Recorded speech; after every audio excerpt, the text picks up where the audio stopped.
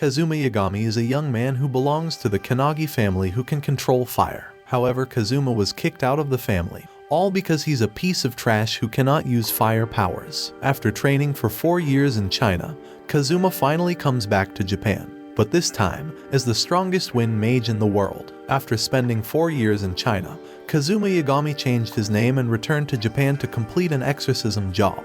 At the client's mansion, he meets a member of the Kannagi family, who mocks Kazuma for being the family's trash, but Kazuma just ignores him. The guy takes the lead to capture the evil spirit but fails. The client begs Kazuma for help, offering him a bigger reward. So Kazuma moves forward and beats the evil spirit using his wind magic.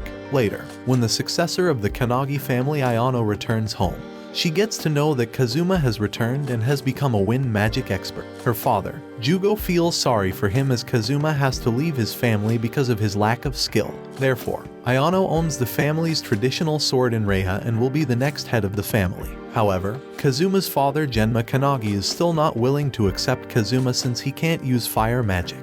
In the middle of that night, 3 members of the branch family are killed by a wind user. The family doubts Kazuma for this act as they believe that he has returned to take revenge. Jugo sends 2 men from the Fuga clan, Shingo and Taika, to bring Kazuma for interrogation. Ayano secretly joins them too. On the way, a wind spell seizes Ayano while Shingo and Taika proceed to catch up to Kazuma. Kazuma doesn't consider himself part of the family house and politely refuses. However, another wind user kills Shingo and Taika. When Ayano reaches there, she assumes Kazuma is the murderer, creating another grudge between him and his family. Genma thinks Kazuma is not that stupid to reveal his identity as the murderer, and thinks the culprit could be someone else. However, Jugo still finds Kazuma suspicious and wants Genma to interrogate him. Kazuma just yearns for his father's recognition. He was banished from the family 4 years ago, but Genma's attitude hasn't changed at all. He believes Kazuma learned wind magic to take revenge and asks him to surrender. However, Kazuma only wants to prove himself. He refuses to go back to the family house. Genma uses the rare divine flame, but Kazuma counters with his own spell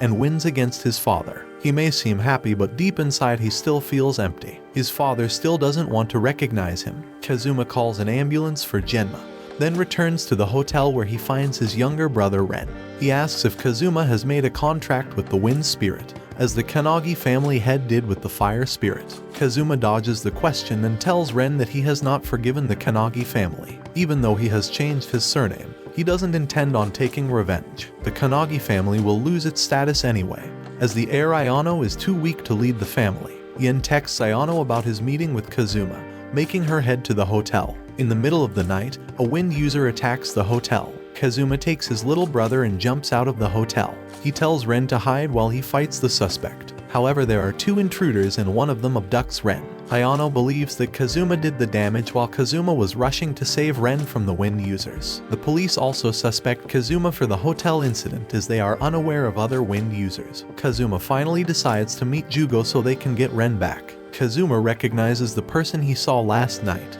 It's Hayao's son, Ryuya. Jugo reveals Fuga clan is a bunch of rebels. This clan was initially an underground organization possessing immense power. The Kannagi family sealed the clan's power source after defeating them. Now they have abducted Ren to sacrifice him to their god Yama and break the seal. Ryuya absorbed the residual energy around the seal, giving him power. Therefore, Hayao wants to break the seal to get the maximum energy out of it. He has reached the seal location with Ren to perform the forbidden ritual to break the seal. Only a Kannagi member can break the seal without getting burned. Hayao wants to use Ren and let Yama dwell inside Ryuya's body. However, the spirit will kill Ren as revenge for what the Kannagi family did. Ayano gets angry at the Fuga clan, but Kazuma tells her that it's the Kannagi family's fault in the first place. They were the ones who treated the Fuga clan like slaves for 300 years. Kannagi family only cares about power, and Jugo agrees to this. Kazuma agrees to help in defeating Ryuya in exchange for money. He looks at it as a job and says that he doesn't belong to the Kannagi family anymore. He may be showing off that he doesn't care,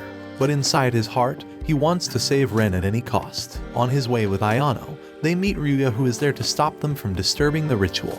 Kazuma leaves Ayano behind to deal with Ryuya and proceeds further by himself. The seal has broken already, but Kazuma manages to save Ren at the last moment. After defeating Ayano, Ryuya has reached near the seal, letting Yama possess his body. As soon as the spirit has taken its full form, Hayao asks it to start the revenge by killing Ren and Kazuma. However, Yama doesn't listen to anyone and rushes to kill the one who sealed him. Kazuma CPRs Ayano with a healing elixir and chases Yama. While chasing, Kazuma drops Ren to defeat the evil spirits and goes after Yama. Kazuma combines his power and techniques with Ayano, but the attacks have no effect on Yama. Kazuma asks Ayano to buy some time until he gathers enough energy. At first, Ayano couldn't cause a mere scratch to the huge beast. She then remembers all the things Kazuma said about not giving up and fighting till the end. She gets up with greater determination and causes severe injuries to Yama. Kazuma's eyes change color and he uses the wind magic to freeze Yama in one place. As soon as Ayano gets the signal from Kazuma,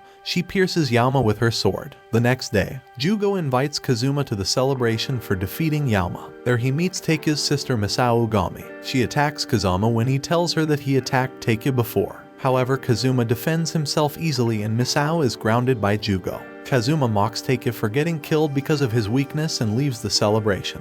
The next day, Ayano runs into Kazuma while he is outside a hotel with a girl. Ayano denies her feelings towards Kazuma, but she and Ren follow him around the whole town.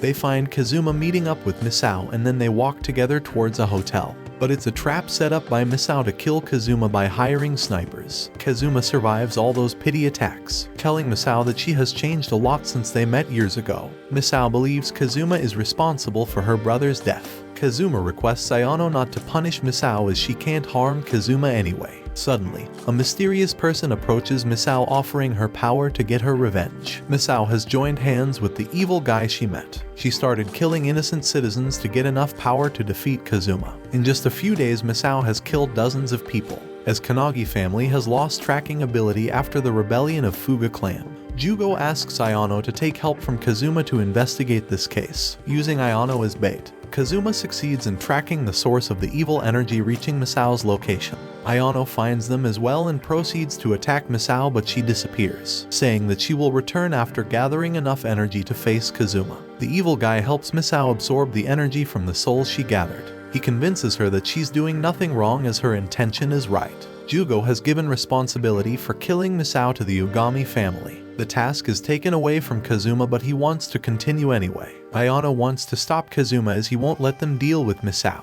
Moreover, she suspects that Kazuma is in love with Misao. The Kannagi family is taking help from Kirika Takabana, the same girl whom Ayano saw with Kazuma. She's a police inspector who helps the Ugami family track Misao hiding in a church. The Ugami family has reached there to defeat her. When Kazuma and Ayano reach the church, Misao has already killed her own family but is still unable to defeat Kazuma. The guy who is guiding her finally appears. He was just using Misao to gather souls, which he will use to increase his own strength. When Misao realizes her sins, she falls unconscious. The guy introduces himself as Michael Hurley from the Stars of Sagacity. He's a disciple of Kazuma's old enemy who has come to kill him. Michael turns Misao into a supreme dragon using the energy from the souls he collected. Kazuma tells Ayano that he is determined to protect everyone, so he can't let Misao get killed in this battle. He combines his wind power with Ayano's spirit sword. It creates a divine flame that destroys the dragon without hurting Misao. Michael gets scared of Kazuma's immense power and escapes. When Misao wakes up, she asks to be killed,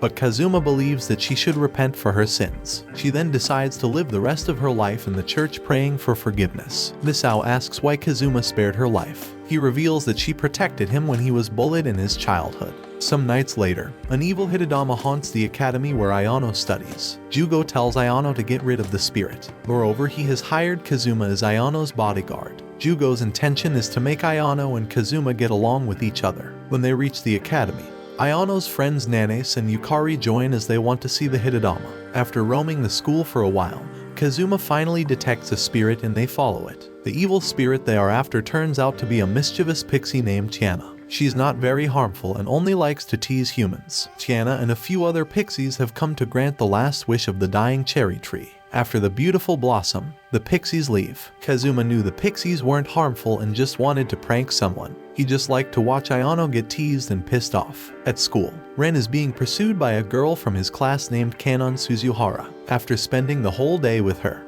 Ren returns home when he hears a girl singing a song in the playground. She invites Ren to play with her and he gladly agrees. Meanwhile, Kazuma is having dinner with Ayano when he gets called by Tiana, making him leave in a hurry. Tiana asks Kazuma to help them in recovering the pixie's stolen treasure. Meanwhile, the girl Ren met is Ayumi. who belongs to the renowned Tsuwabuki family. A few guards come over to take her back, but due to their brutal behavior, Ren decides to save Ayumi from them. The Tsuwabuki family tells Jugo that Ren has stolen their treasure. Jugo orders to look for Ren and asks Ayano to stay alert. Coincidentally, the one who has stolen Pixie's treasure is also from the Tsuwabuki family. This family consists of individuals in a contract with the Earth Spirit. They are known to be heartless people, making Kazuma excited to fight them. The Tsuwabuki family is also responsible for looking after Fuji Mountain. The Fuji Mountain erupted for the first time about 300 years ago. Its energy is concentrated to form a behemoth that can bring calamity to the whole world. The head of the family at that time prayed to the Earth Spirit for help.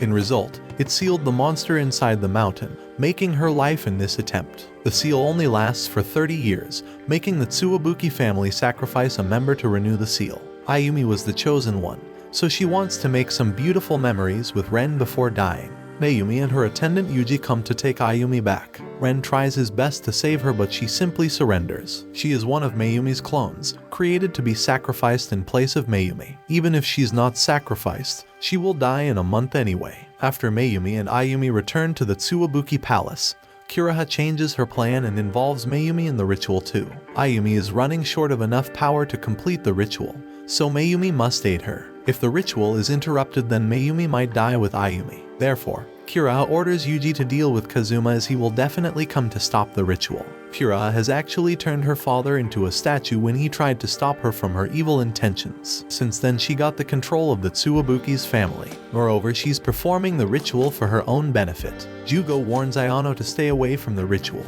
but she still helps Ren to meet Ayumi for the last time. However, they get blocked at the mansion door by Yuji, who has transformed into a stone monster. Ren uses his purifying flame to turn Yuji back into his human form. He believes that instead of this sacrificing ritual, they should defeat the behemoth and end this inhumanity all at once. Kazuma is ready to help his little brother in this matter, convincing Ayumi in the process. Kazuma rescues Ren, Ayumi and Mayumi from the cave. He also finds the real head of the Tsuwabuki family, whose last words are a request to stop Kiraha by all means. Just like Kazuma, Kiraha was also born without the ability to use her family's earth magic. This misfortune made her crave crazily for power. Therefore, she wants to perform the ritual to dwell the power of the behemoth in herself. However, Kiraha was unaware of the fact that she had been used by the behemoth. The behemoth was gradually transferring its power to Kiraha to revive itself. The behemoth is also the one responsible for Kiraha's lack of ability to use earth power. As Kazuma has accidentally caused damage in the cave, it resulted in the instant breakage of the seal. The behemoth Zenon escapes. All attacks on Zenon seem ineffective, as the monster has concentrated its power to create a barrier around itself. Ayumi witnesses everything and doesn't want to stand back anymore. She starts to perform a sealing ritual. Kazuma tells his brother that Ayumi is putting in her efforts because she wants to live with Ren.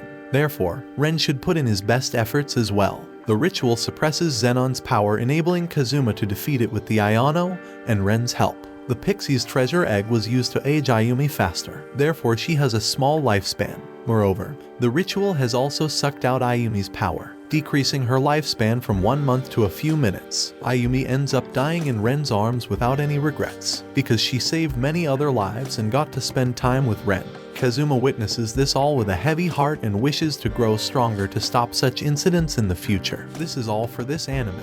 Give the video a like, and I will see you in the next minutes.